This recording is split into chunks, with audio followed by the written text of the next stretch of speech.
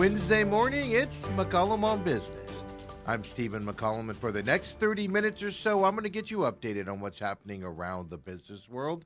We'll get you updated with the market watch, stocks we're paying attention to, and also all your national and local stories that you need to know as well. And folks, it's a busy day yesterday with the stock market, and we got kind of more of a conclusion here in terms of the Iran war, or at least rumored closer to that conclusion. We'll tell you about that here in a second. But first, let's get into it with that market watch.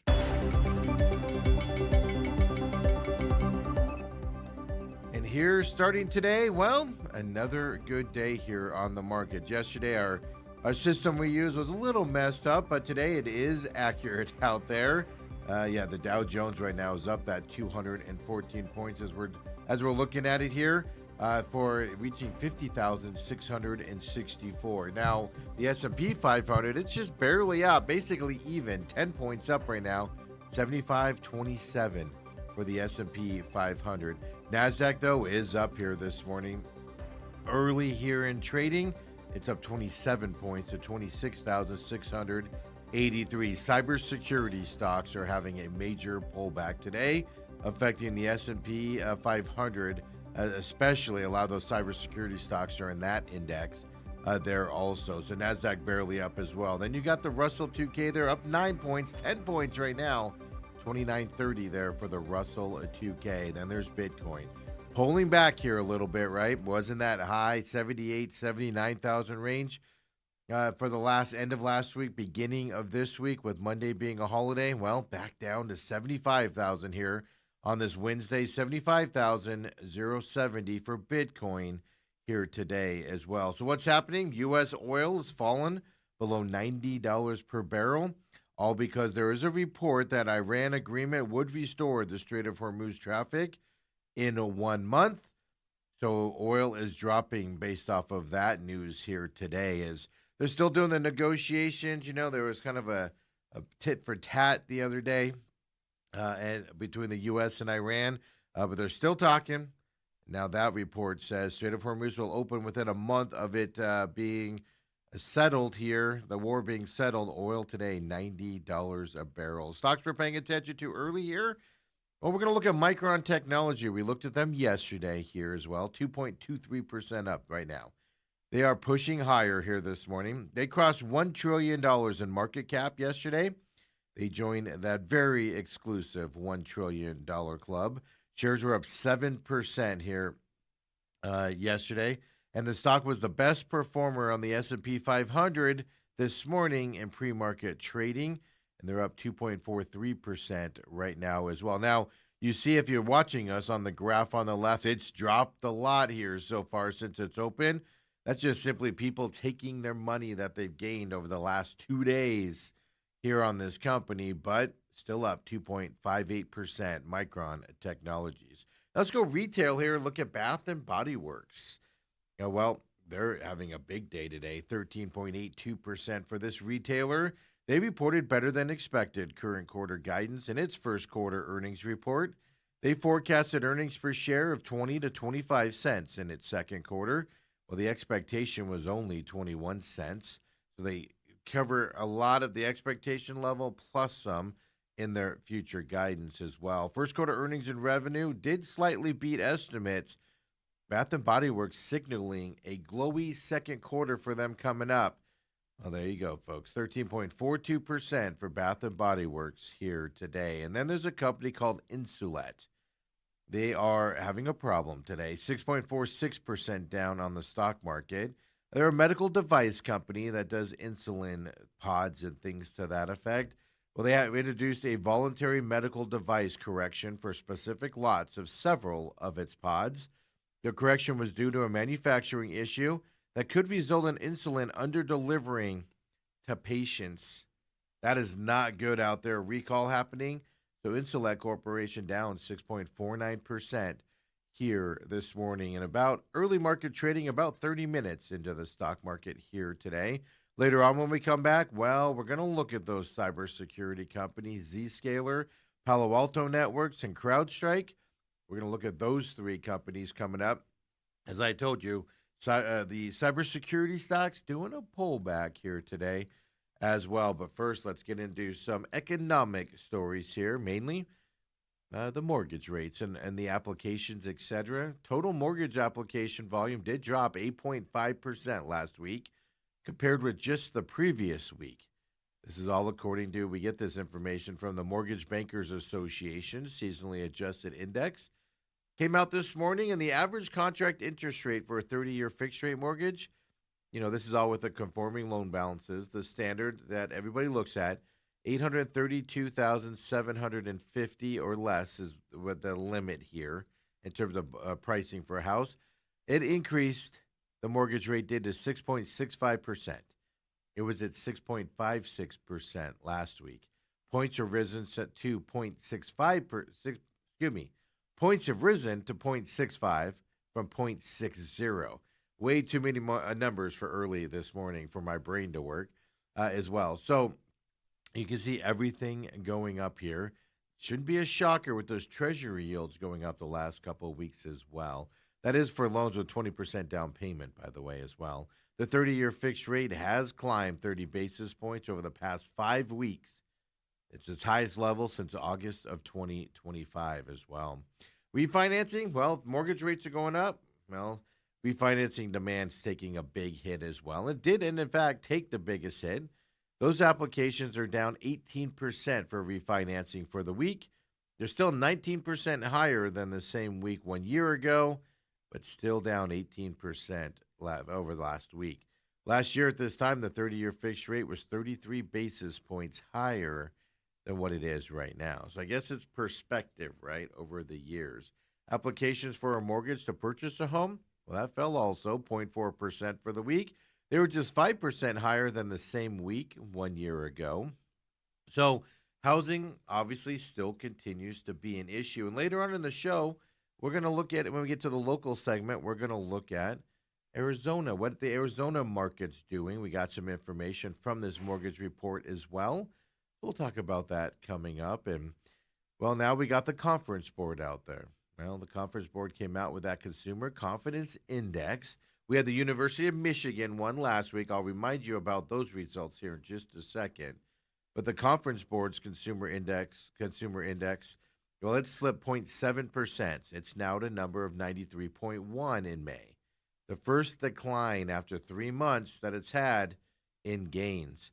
The measure hasn't fallen much this year as other gauges of consumer attitudes have, but it has been stuck at a low level since the COVID-19 pandemic. Before COVID-19, it regularly reached 130. Yeah, so you can see big drops here and staying at that low level. We told you last week, we told you here on the program, the University of Michigan, well, it fell. Their consumer sentiment report, it fell to a record low this month. Soaring gas prices, obviously a big concern. Food costs, also big issues. They've worsened inflation, and inflation, as we've told you before, is outpacing growth in paychecks. Well, we do see most Americans' purchasing power in this market. Americans, are just struggling here for day-to-day purchases out there as well. So that was Consumer Michigan. University of Michigan, now the Consumer Sentiment Board here. Consumer sentiment is mostly gloomy, as we should all expect. Even as the economy is still growing, unemployment rate has stayed low at the same time. Even though lots of layoffs, we saw Meta doing 1,400 layoffs here coming up as well. But some economists do argue that the gap reflects inequality in a K-shaped economy. Basically, that just means higher income Americans are benefiting from rising stock prices, and they're still spending out there, but lower income households are the ones struggling in this economy. That's what they mean by the K-shape. Yesterday's consumer confidence survey does show that confidence grew among households with incomes at or above $100,000, but it still fell for others categories underneath that. Americans' outlook on the job market also was worsened slightly. The proportion of respondents who did say jobs are plentiful, well, they dropped to 25.5%. That's the lowest in 3 years. Then, just 18.6% said jobs were hard to get. That's the smallest percentage since October. The findings reflect the low fire job market that has made it harder for those out of work to obtain new jobs. So if you are unlucky enough to become unemployed, it's hard to replace that job out there with nobody hiring at those levels.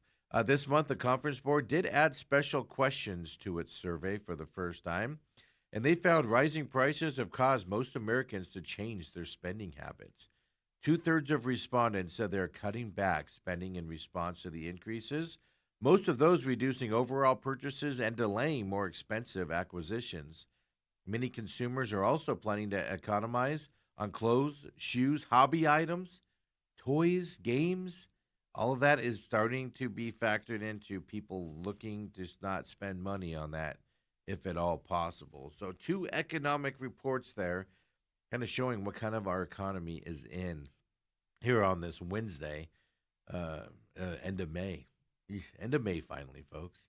Hey, now this is happening in the back east, but I want to bring it to your attention. It could slowly go across the country here, but drivers for Uber, Lyft, those ride-hailing apps, for instance, well, they celebrated yesterday in Massachusetts. Big party happened.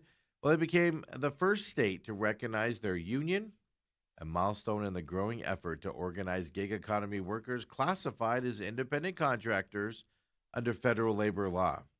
Well, this could provide a model of similar campaigns gaining traction in states across the United States. Of course, California, Illinois as well, pushing hard for this to happen. Labor organizers are increasingly targeting app-based industries, and drivers also grapple with the rapid expansion of self-driving technology. Right, going to put these drivers out of work. As drivers wave sign enchanted with the gold dome of the Massachusetts State House, providing a backdrop, as you see in the picture, labor leaders describe Friday's certification as the largest private sector organizing win since Ford Auto Workers unionized back in 1941. Yeah, big win here in terms of that labor perspective. Uber and Lyft said they plan to work with a new bargaining framework as negotiations move forward. Uber said it would work with the union and regulators while preserving driver flexibility and hard-won benefits. While Lyft said it's committed to engaging in good faith and helping drivers succeed while keeping rideshare affordable and dependable for everyone who counts on it. The certification became possible all because Massachusetts voters approved a 2024 ballot measure, which did create a first-in-the-nation framework allowing ride-hailing drivers to unionize and bargain collectively while remaining independent contractors, which is an interesting dynamic, right? A model some business groups and legal scholars, well, they argue could face antitrust challenges under federal law. So we haven't heard the end of this, probably. Organizers say the union will ultimately represent nearly 70,000 drivers statewide, as, of course, it moves out there as well. Obviously, wages are a big concern and why they wanted to unionize, but deplatforming, where Uber and Lyft, if you get a bad review, just one bad review on something, they'll just take you off of their platform. Obviously, it's a big deal to drivers, and especially if they're not guilty and get deplatformed based off of a bad review for somebody that wants a free ride out there. So these are the things that they are fighting for. So we're going to start seeing this move across the country. And then obviously some lawsuits on the antitrust side as well. So we've talked about this before, and I told you it's been coming, right? Diesel fuel is meaning things are going to get more expensive in other places. And we know food prices and consumer food here with the consumer reports and wholesale reports last week, food prices are still going up in the inflationary side. Well, it is officially hitting your grocery store, folks. 3 officiallys for that one. It's a combination of factors, obviously. Bad weather, tariffs, dwindling cattle herd. They're already pushing up grocery prices and at above average pace. Well, in April, as I told you last week or a week or two ago, whenever those reports came out, the grocery store prices rose by the most in nearly 4 years. Economists say the impact of the Iran war and the potential El Nino weather pattern that's coming will only add to the pressures coming up in 2027.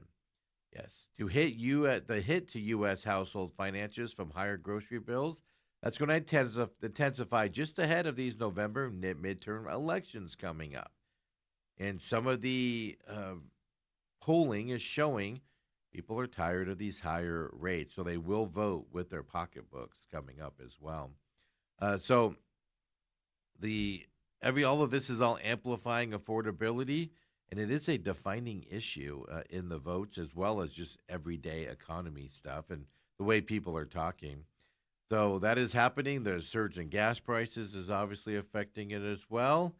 But the size of autumn harvest is determined by planting decisions made in the spring. And right now, uh, fertilizer prices are through the roof because of the Strait of Hormuz issue. The latest USDA food price outlook published Friday, it projected a 3.2% advance in grocery prices this year. Well, they said some experts said they expect inflation more on the order of 4 to 4.5%. Some experts are saying so. Buckle in on those grocery prices, folks. We're getting more and more confirmations that that is hitting your grocery stores. It's in your grocery stores now. I know it's dire, and you don't want to hear it from me. I'm letting you know now to maybe stock up on some of those items, that you can stay for a while, perishable foods like noodles, etc. So you don't have to worry about those price increases as much here coming up as well. And then kind of going into the sports side, but this has the potential to change the NFL. We talked a little bit about it on the main event yesterday on the sports side, but the Supreme Court yesterday did refuse to intervene in a discrimination lawsuit. This is the one led by Brian Flores, who is the former Miami Dolphins head coach against the NFL. It's allowing the case to proceed toward trial instead of what the NFL wants, the arbitration process. The justices of the Supreme Court rebuffed an appeal from the league. They wanted the league wants the case handled through that arbitration process that they've always been able to get everything pushed through. And the arbitration process favors the NFL in secrecy as well as most of the findings as well. They'd rather do that than go to open court coming up in this battle. John Gruden has a lawsuit that also has been said it should go to trial instead of the arbitration process as well. Now, if you don't know, Brian Flores is a black man. He sued the league and 3 teams in February of 2022. He alleged the league was rife with racism, was his exact wording, regarding its hiring practices when it comes to black NFL coaches. He was later joined in the lawsuit by other coaches, Steve Wilkes and Ray Horton, also African-American men. Flores, who was fired by the Dolphins shortly before the suit was filed, well, he's still working in the league. He's Minnesota Vikings defensive coordinator. The NFL has argued Flores should go through that arbitration rather than the legal system. Lower courts, though, have said, nope, going through the law process of courts out there. The league said it respected the Supreme Court's decision, which does allow lower court rulings to stay in place, meaning trial. But the NFL said it's fully prepared to defend ourselves as this matter proceeds. The big thing and why this is important from a business perspective, the NFL has always been able to hide the way they operate and everything in this arbitration process. When you go to court, you got to do things like discovery, right? Text messages, emails, other things, and they have to be put out there into the public in a trial. NFL does not want that.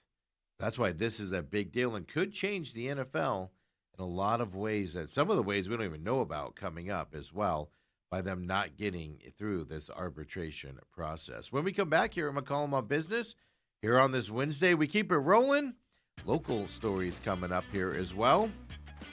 And then we'll end, of course, with the food story like we do. Chipotle fans, the reaction to this issue with them, or this thing they're coming out with, hasn't been as positive as that honey chicken that they have. We'll tell you about a new chicken offering. Well, could be coming to Chipotle. It is coming in California. Could be coming here. I don't know, do we need multiple chicken options there? We'll talk about it. Come on back. We'll call them on business.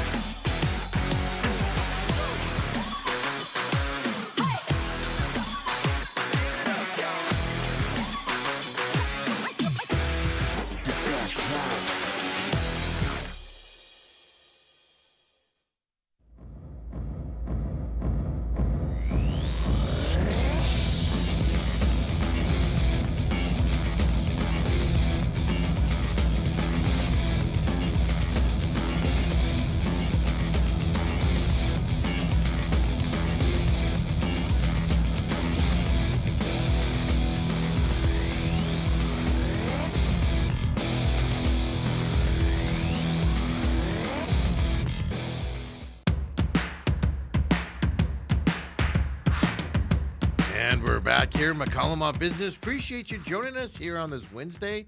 Of course, at 7 a.m. is where we come to you live here on the YouTube channel. TME Media AZ is where you can find us on your days.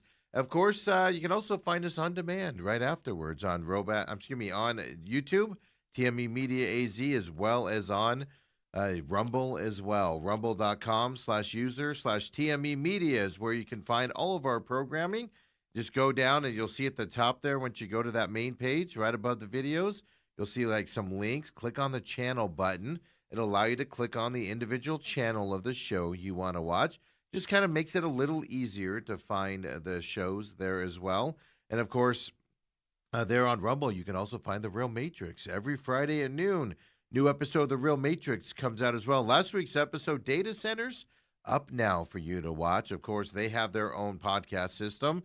The Real Matrix Angry Patriot is what you search, and you will find that there for you. For those of you that'd rather listen to that program, we appreciate everybody that's found that program, however you've done so as well. And all of our programming is there, including that Real Matrix. Well, everything's up there, except for the Real Matrix is up at YouTube as well. So you got this show here, McCollum on Business, the main event, live on YouTube, 8 to 10 a.m. as well. TME Media AZ. Then you got the pit stop will be up later today.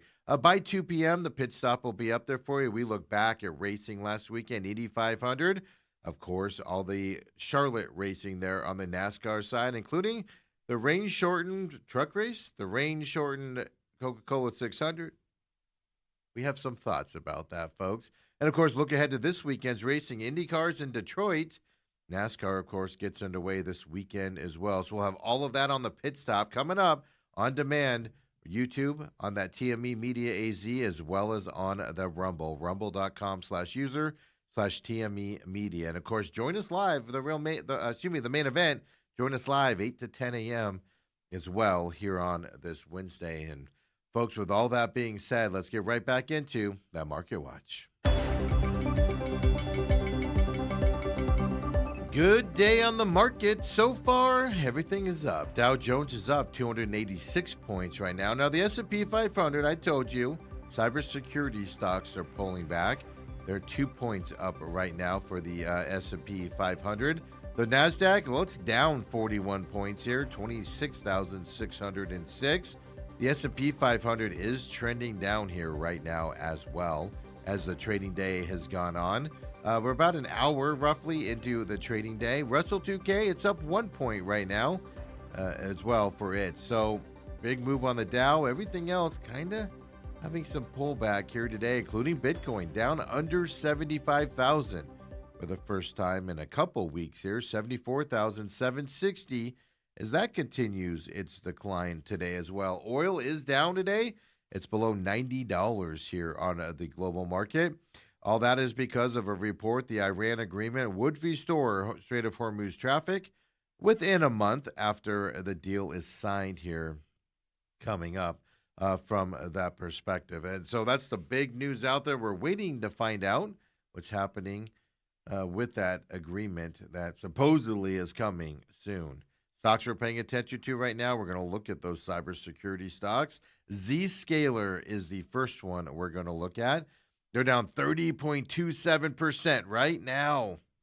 Yeah, cloud security company guided for the current quarter revenue of between $875 to $878 million. Well, the analysts were seeking $879 million. So their current quarter revenue guidance is below the expectation level. The company's fiscal third quarter adjusted earnings were $1.08 per share. That did beat the forecast of $1.01 per share. $850 million in revenue, well, that even exceeded the $835 million that was estimated in revenue as well. That guidance number is taking this stock today, 30.18% down. And Zscaler is also taking that whole cybersecurity, we'll call it the market out there. Palo Alto Networks is the next stock we're going to look at.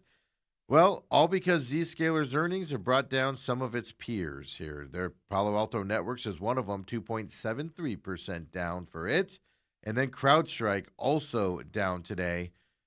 2.7. Oh, I'm sorry. CrowdStrike is 3.82% down right now.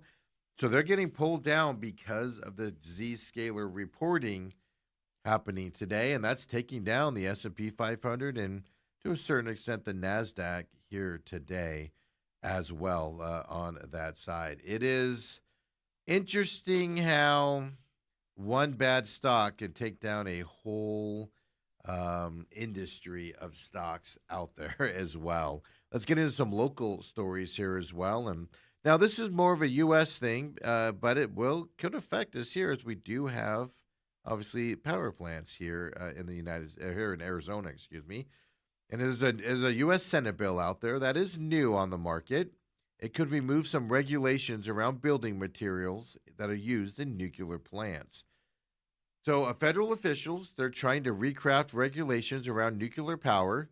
And federal officials are always trying to do this. They're trying to reduce costs and speed up development, all because of the energy demands that are out there, data centers, etc. Well, the Build Nuclear with Local Materials Act is what this act is called. It is in the Senate right now, the U.S. Senate. It allowed commercial grade steel and concrete in non safety related parts of plants rather than more expensive nuclear grade materials. Senator Mark Kelly, by the way, is sponsoring this bill, here from Arizona. Supporters of the bill say allowing commercial grade materials won't make reactors less safe because they're going to use them in you'll still have to use nuclear grade stuff in those areas. But they're talking about outer buildings, et cetera, is what they'd like to do. But the Union for Concerned Scientists, Nuclear Power Safety Director, his name's Edward Lyman. Well, he's not sure safety is an issue. It will not be an issue here. He said the Nuclear Regulatory Commission already allows some plants to use commercial grade materials as part of their buildings. And that means just like building parts and material that's used in everyday, commercial buildings is what they're talking about, not the nuclear grade stuff. But he did go on to say he worries safety could be compromised when it comes to retrofitting specific plants out there. Some of those non-nuclear grade stuff could end up where it shouldn't be, etc. is the concern from the opponents out there. And, that's a big, opponent with the Union for Concerned Scientists, Concerned Scientists. That's a big union. That's a big union name out there. Kind of says what they're concerned about, right? And what they want out there in terms of the safety. But Mark Kelly doing that legislation. And like I said, that affects us because we do have that APS owned plant out there, a Pinnacle West plant owned out there at the 303 there, and in terms of nuclear stuff out there. We spoke of mortgage interest rates hitting 9-month highs earlier in the show. You can go back and watch that. If you did miss that here, they're 6.65% here as well. Well, we also find this out is due to interest rates. One of the reasons Phoenix led U.S. metros in April with a 29.1% of listings seeing price cuts. Yep, there was a 2.2% percentage point drop in that reporting from last year in terms of price cuts. Local agents do cite those high interest rates, inflation concerns, extreme heat, and the high transportation costs as factors slowing down demand, right? When gas is high, you have to go farther, different areas to find affordable housing here, right? Downtown's more expensive than in the far West Valley or far East Valley, and you have to commute more. Well, gas prices are going to keep you from wanting to buy a place farther out, right? So all of that's in a big factor here. Some properties do sell quickly when priced competitively, but many sellers are adjusting expectations after testing higher price points and facing longer days on the market. I've heard some people say their house has been on the market 90 days and only a couple showings have happened. I was reading stories on that yesterday as well. A growing share of homeowners do remain unwilling to move unless mortgage rates do drop below 5%. That's up from 64% in 2024. It's 83% today, folks. Huge number drop here. Until interest rates get down to low levels, you're not going to have people unload their 3 and 4% interest rates, 2% interest rates, until interest rates drop back down to those levels, which is causing the stalemate in homes right now as well. We get that, by the way, from the Point Survey out there, those numbers. Experts warn that such rates are unlikely. Of course, low rates is what we're talking about without major economic shifts. So we all know that's going to have to happen. Inflation's going to have to come down, gas prices down, etc. So building materials can slide down and cause the interest rates to drop a little bit. Yeah. So the everybody keeping their houses, it's going to limit housing supply. It has limited housing supply, especially here in the valley, and keep out market activity muted for many years coming up, which means buyers of homes, well, you have to adjust your expectations because you're not going to have many choices and everything, and then you're just not going to be able to move out of it. Like, for instance, I have too big of a house for me and two kids. I'd love to downgrade, but you can't. I'm going to spend more and have a higher interest, higher mortgage with interest rate if I move out of my house into a smaller place. Going to have to stay put. Makes economic sense just to stay put out there is what we're facing. It's got to loosen up for this market, and the economy as a whole will increase once you get that problem solved.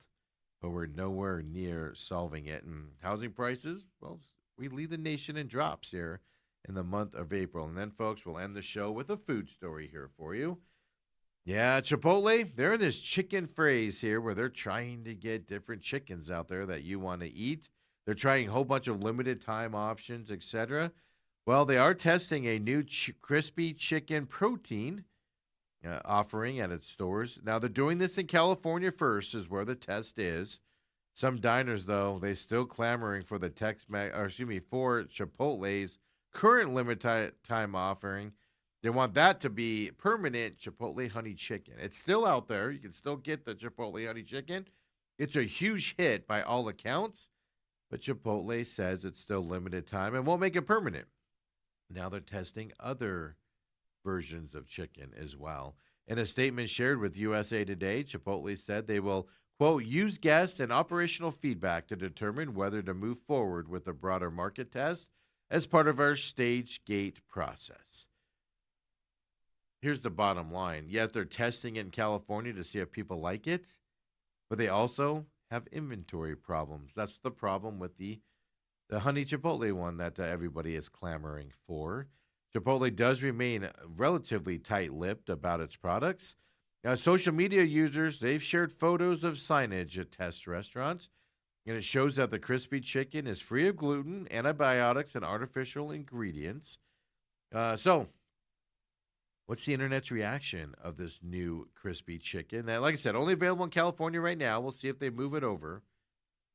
But the big story here is Chipotle is trying a whole bunch of different chicken options and flavors for us as consumers out there. They market this new chicken as tender, light, and crispy. Here's my question. And some of the online reviews of it or talks, they caught the same thing that I got. How does it stay crunchy when it's mixed with all the stuff in there, like the wet stuff, the salsas, the guac, the queso, etc.? It's gonna get soggy. So you get this to go. By the time you get where you're going, it's gonna be soggy chicken. I don't know about you guys. That's the worst kind of chicken. That's healthy for you. Let's put it that way. The worst kind of chicken is the Ebola or the disease chicken. But after that, soggy chicken is just terrible. Absolutely terrible.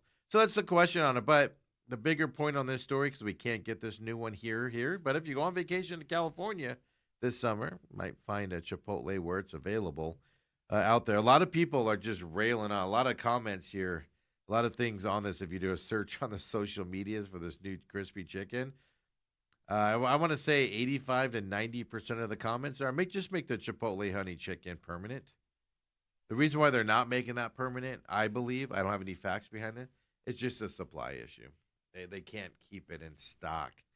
Or it's the price on it's kind of up and down right now and things to that effect. So that's why they're still doing that limited time, even though apparently most people want. And I haven't had the Chipotle honey chicken there yet, as of yet either. So, folks, with that being said, I appreciate you joining us here on this Wednesday edition of the show. We'll be back, of course, tomorrow, 7 a.m. on Thursday.